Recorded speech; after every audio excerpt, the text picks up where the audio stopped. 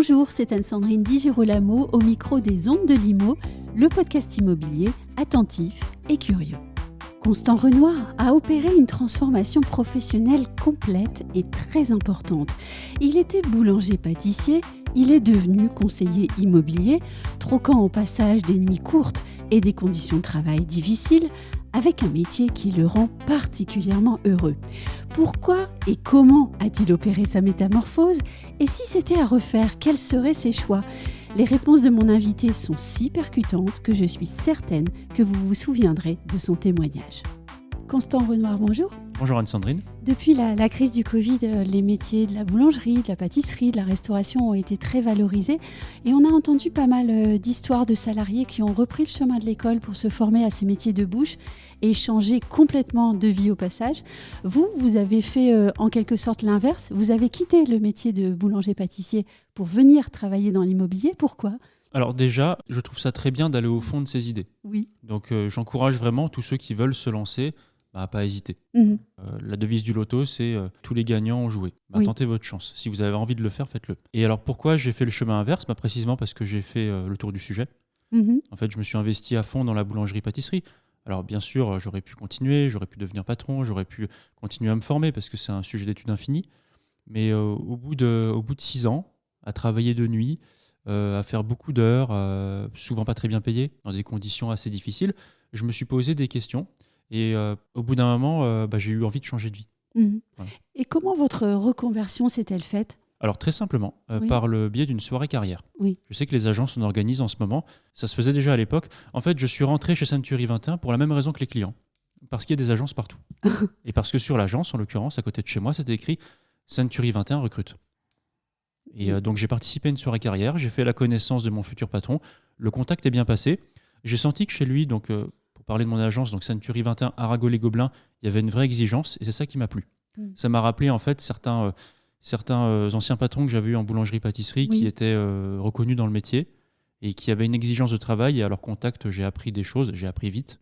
Et donc je savais qu'avec mon patron, j'apprendrais vite le métier aussi. Alors les périodes charnières, c'est pas toujours facile quand même, même si on a très très envie. Que vous a apporté le réseau Century 21 dans cette période-là de reconversion ? En fait, une nouvelle vie.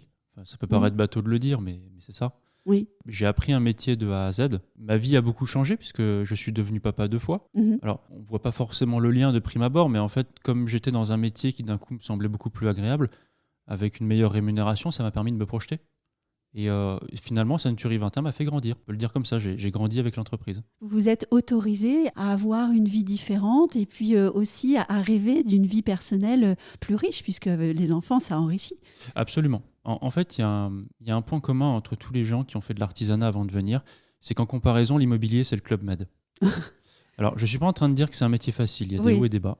Oui. Mais quand on a connu un métier dur physiquement, en comparaison, ça fait relativiser beaucoup de choses. Oui. On parle de la prospection, on se dit c'est dur de sortir, c'est dur d'aller voir des gens.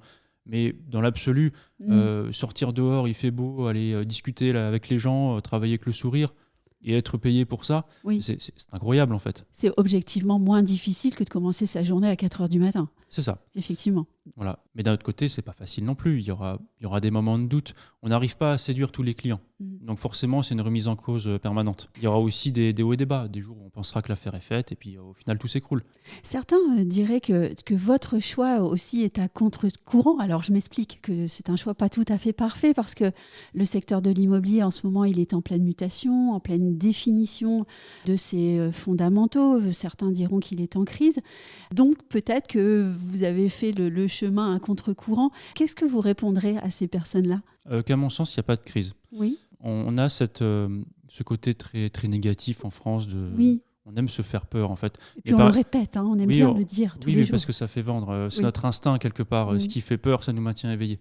Mais moi qui ai beaucoup voyagé en Asie également, j'ai vu par exemple qu'en chinois, le mot crise s'écrivait weiji, donc c'est 2 caractères, et ça veut dire à la fois catastrophe et opportunité. Et je dirais que ce que tout le monde appelle crise, ça m'a permis d'apprendre le métier de conseiller immobilier. Ça a fait de moi quelqu'un de meilleur, puisque pendant cette période, effectivement, on a tout remis à plat, on a changé de façon de travailler et surtout, on s'est formé. Qu'est-ce que vous avez changé alors dans cette manière de faire ? Très concrètement, le retour à l'agence avec les clients. Oui. Donc le fait de rencontrer les gens face à face, donc fini le téléphone dans la mesure du possible, on se voit parce que face à face, on est dans le bureau, on est enfermés ensemble, on peut se concentrer sur le sujet, Oui. ça change tout. Oui. Là, on peut faire notre métier de commercial et on s'est formé à tous les aspects commerciaux, juridiques, fiscaux, tout ce qui permet en fait d'apporter des conseils pertinents à notre client et de l'aider à réaliser son projet.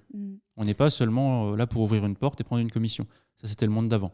Aujourd'hui, ceux qui s'en sortent, ce sont les vrais conseillers. J'ai entendu il y a peu de temps un dirigeant d'un réseau dire que justement dans ces moments-là, ne surtout pas oublier que peut-être le téléphone sonne un peu moins, mais c'est justement le meilleur moment pour se former, apprendre et être encore plus performant. Qu'est-ce que vous en pensez ? Je valide à 100%. Oui.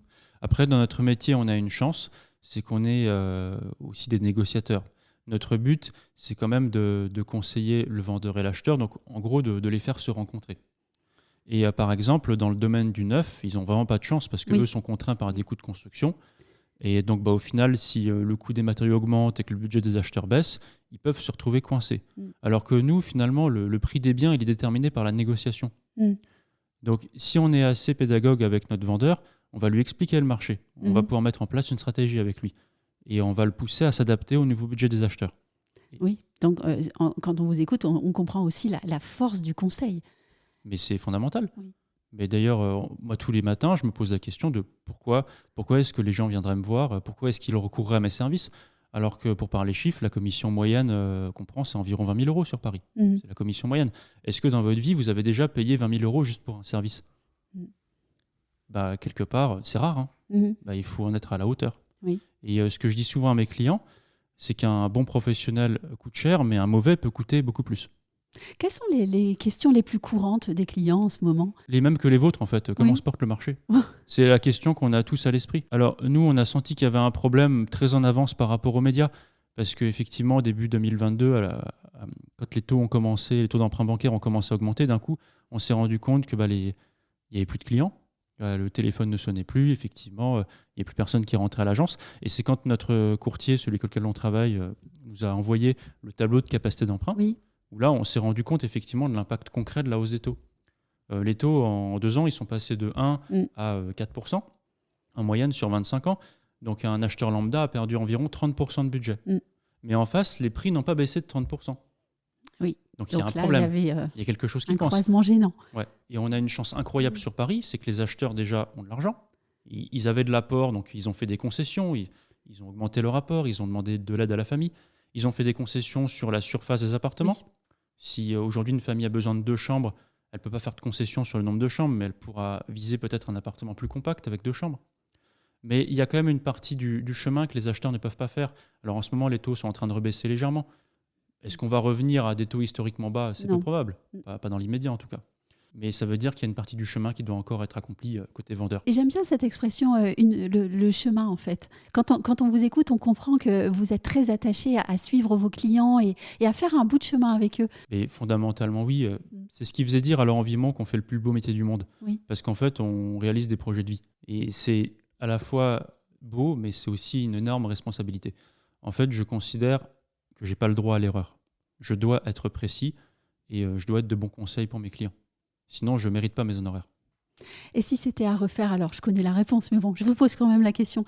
Est-ce que vous choisiriez à nouveau le secteur de l'immobilier pour y travailler et puis changer de vie ? Si c'était à refaire, je signerais dès demain. Merci beaucoup, Constant Renoir. À très bientôt, Anne-Sandrine.